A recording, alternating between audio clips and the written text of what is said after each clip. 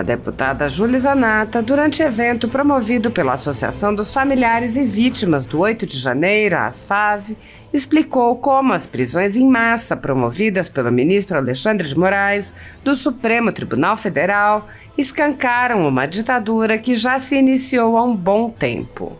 A deputada lembrou que o ministro Alexandre de Moraes, em entrevista ao Grupo Globo, admitiu publicamente que está investigando e julgando pessoas em um processo no qual ele se considera vítima.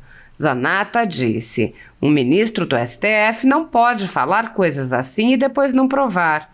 Ela também apontou que o suposto plano não teria qualquer chance de dar certo em um domingo e reiterou: "Ele vai ter que provar."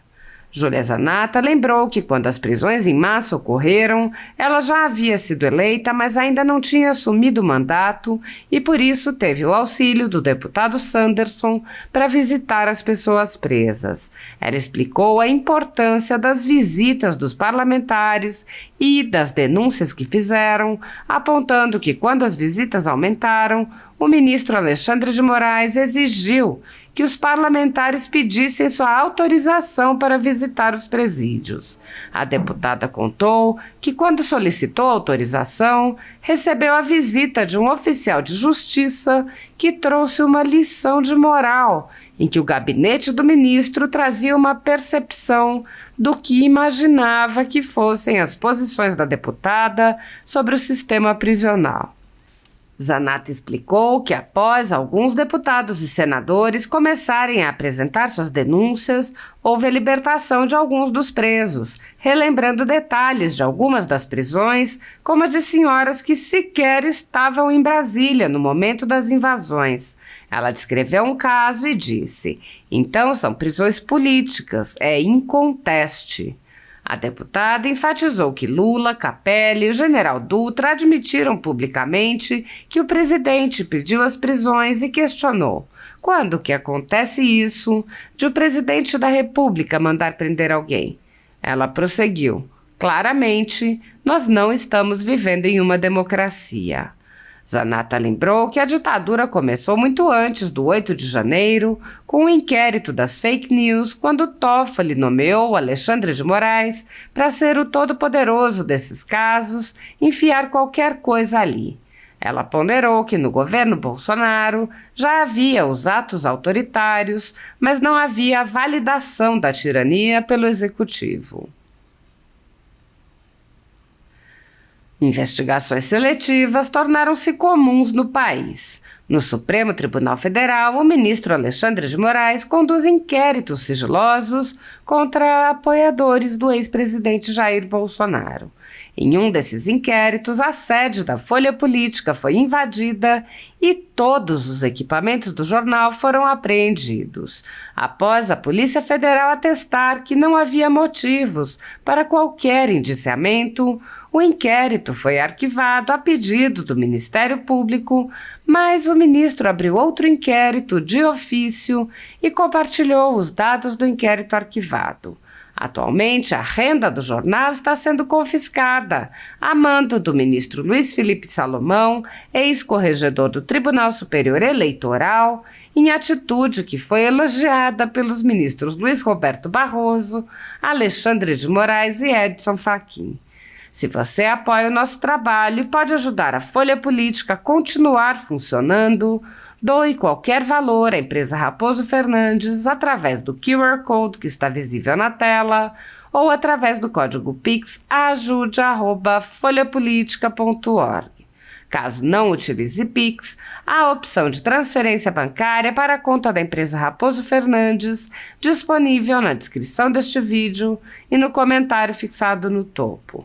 Há mais de 10 anos, a Folha Política vem mostrando os fatos da política brasileira, enfrentando a espiral do silêncio imposta pelo cartel de mídia que pretende controlar o fluxo de informações no Brasil. Pix ajude@folhapolitica.org. Assista! Boa noite, Cristina. Boa noite, André. Boa noite, Sanderson, e a todos que estão nos ouvindo, nos assistindo. Bom, esse depoimento do ministro Alexandre de Moraes me chamou muita atenção, Espero que ele consiga provar tudo que ele afirmou. Seria importante para a nação. A nação espera isso dele, né? Inclusive, de um ministro do STF, não pode falar coisas assim, simplesmente não provar. Engraçado que ele fala que. Engraçado não, bizarro, né? Não tem nada de engraçado nisso, mas que ele fala que eles teriam um plano para pegá-lo, só que parece que esse plano então já começou errado, porque eles invadiram o STF no domingo, quando os ministros não estão lá, certo? Então, não sei se ele se referia ao dia 8 de janeiro ou a algum outro dia, mas isso, enfim, acho que ele vai ter que provar. Sobre o dia 8 de janeiro, todas as minhas entrevistas, ou quando eu menciono isso, eu menciono o deputado Sanderson, porque eu ainda não tinha assumido o meu mandato e eu já o via, né? Vi o deputado Sanderson indo lá. Era dia 10 de janeiro, 2 dias após o ocorrido, quando os deputados estão aqui na base e o deputado Sanderson estava lá dando uma palavra, estando presente lá com essas famílias, com essas pessoas. Enquanto eu estava aqui, não tinha assumido ainda, a gente estava um pouco perplexo com tudo que tinha acontecido, sem saber muito, né? A gente via falar, via nos grupos, via em tudo, mas a gente não sabia de fato, eu nunca tinha conversado com uma pessoa que estava naquela situação. Então, tinha acompanhado o trabalho do Sanderson e quando cheguei em Brasília, procurei o Sanderson e pedi para que ele fosse comigo até o presídio, até o Colmeia. Eu queria ver as mulheres inicialmente. E aquela época, eu acho que era lá pelo dia entre 10 e 15 de fevereiro que nós fomos, né, Sanderson? Naquela época não precisava pedir autorização do ministro Alexandre de Moraes. Depois, quando vários deputados começaram aí, que ele impôs também essa restrição de ter que pedir permissão para o gabinete dele para ir visitar, para um deputado pedir, né, permissão para visitar os presos em decorrência do dia 8 de janeiro. Então eu e o Sanderson fomos e conversamos com as mulheres e aí elas começaram a contar que elas tinham entrado no ônibus, que as próprias os membros ali das Forças Armadas tinham direcionado elas para que entrassem naquele ônibus sem falar o que iria acontecer, e elas de boa fé entraram no ônibus e esse ônibus ficou rodando por horas e uma chegou a dizer que teve que fazer xixi dentro de uma caixa que estaria naquele ônibus, e depois todos foram levados lá para aquele galpãozão lá. E enfim, elas estavam preocupadas com os familiares, com a imagem delas, pediram para que coisas simples, que outro dia eu estava em Chapecó, né, eu moro no sul de Santa Catarina, eu estava lá no oeste de Santa Catarina, e uma mulher veio, eu estava lá num evento, uma mulher veio, estava de tornozeleira, e ela me falou, você e o deputado Sanderson levaram bolacha para nós lá no Colmeia, um negócio simples. Eu lembro que eu e o Sanderson, a gente fez uma vaquinha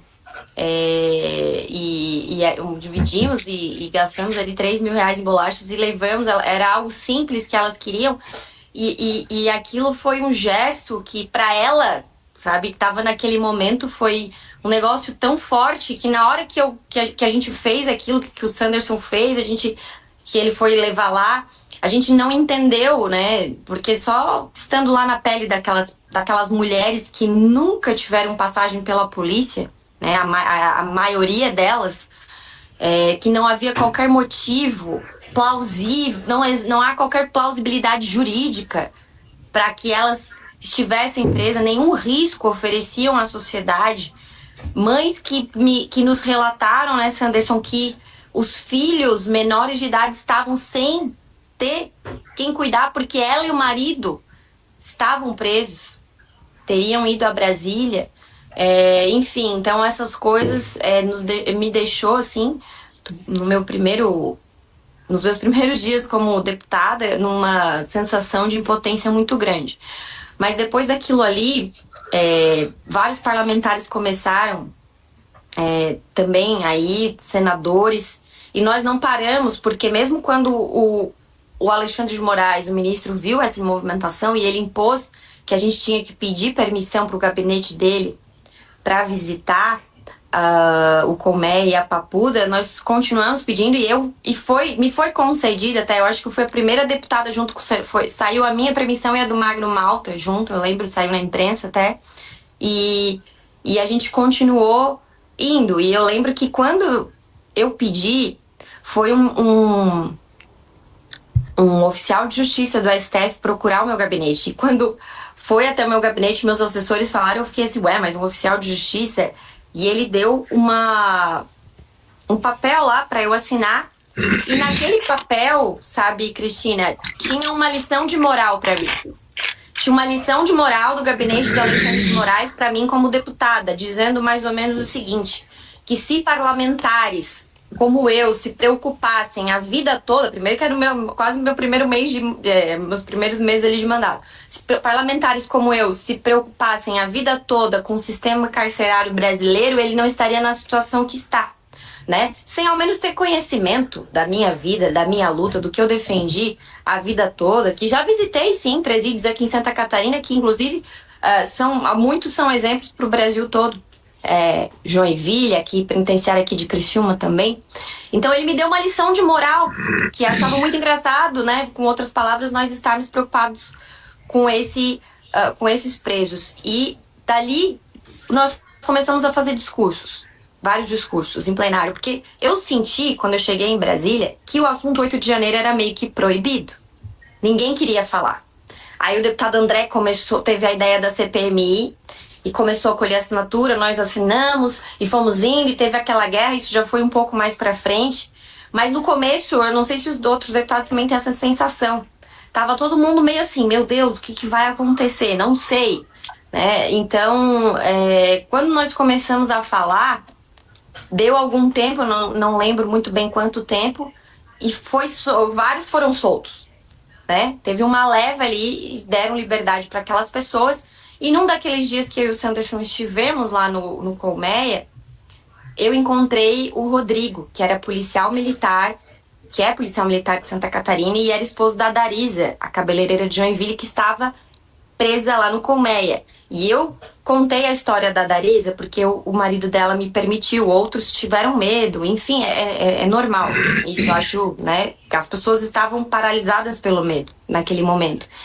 E a Darisa é um caso emblemático porque ela chegou no dia 8 de janeiro à noite em Brasília, quando as depredações já haviam acontecido.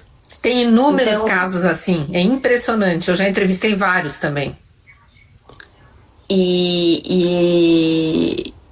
Então são prisões políticas, isso é inconteste, né? E hoje eu fiz questão, inclusive, tava lá numa parente do meu marido que assiste o Globo e votou no Lula, e tava passando o Fantástico, e eu parei pra assistir. E o Lula, claramente, o Dino e até o Capelli, eles contam da conversa deles com o general lá, eu não lembro o nome, aquele que falou bastante Não, aquele general... o Dutra. Que falou bastante na CPI ali do DF. Eles contando abertamente que pediram, prendam todos que estão lá na frente do QG. Isso me choca muito, porque foi o pedido de prisão de um presidente da República para um membro das Forças Armadas. Quando que acontece isso? O presidente da República pedir para prender alguém? Né? Então, claramente, nós não estamos vivendo... É repetitivo, mas, né, claramente, né, eu assisti ali a parte da Ludmilla, do Marcel Van Hatten, que foi muito boa também, e claramente nós não estamos vivendo numa democracia, e eles botaram um marco inicial ali que eu achei interessante, que isso tem que ser falado, que foi março de 2019, com o inquérito 4781, né, que foi o inquérito das fake news, que foi uma permissão do Dias Toffoli, que na época presidiu o STF, e que nomeou ali o Alexandre de Moraes para ser o todo-poderoso desses casos e enfiar qualquer tipo de coisa ali. E quando nós tínhamos ainda o presidente Bolsonaro governando esse país, tínhamos também os autoritarismos, só que nós não tínhamos o executivo, né, o governo, validando todas as narrativas. Hoje nós temos o STF falando um negócio, vai lá o Alexandre de Moraes dar uma entrevista, fala um negócio. Vai lá o Lula, outra validando e até piorando, falando que tinha um plano de Ibanez, de Bolsonaro e de sei lá mais quem, dos três porquinhos, sei lá, pra dar o golpe. Então, essa situação que a gente se encontra é uma situação que as pessoas, eu sinto assim, você falou, combater as narrativas. É óbvio que o poder midiático, a grande mídia, não adianta a gente negar. Não adianta, influencia muito. Tem lugares que as pessoas assistem, tenho certeza que muito mais que aqui em Santa Catarina e em outros lugares, tem gente que se pauta, e a gente acaba às vezes sendo pautado pela grande mídia. A gente, é uma frase que eu tenho usado muito, que a única luta que se perde é aquela que se abandona. E eu tenho certeza que hoje nós temos dentro da Câmara dos Deputados e também no Senado, em menor proporção, muitas pessoas que estão lá justamente para lutar pelo país mesmo, para mostrar a verdade, para que esse Brasil tão rico que a gente tenha, de fato possa mostrar o seu potencial. As pessoas querem viver livremente, ou querem empreender livremente, e assim, vou te dizer, o que a gente sente, pelo menos o sentimento da rua aqui em Santa Catarina, a imagem que eles estão querendo passar na imprensa, aqui não colou.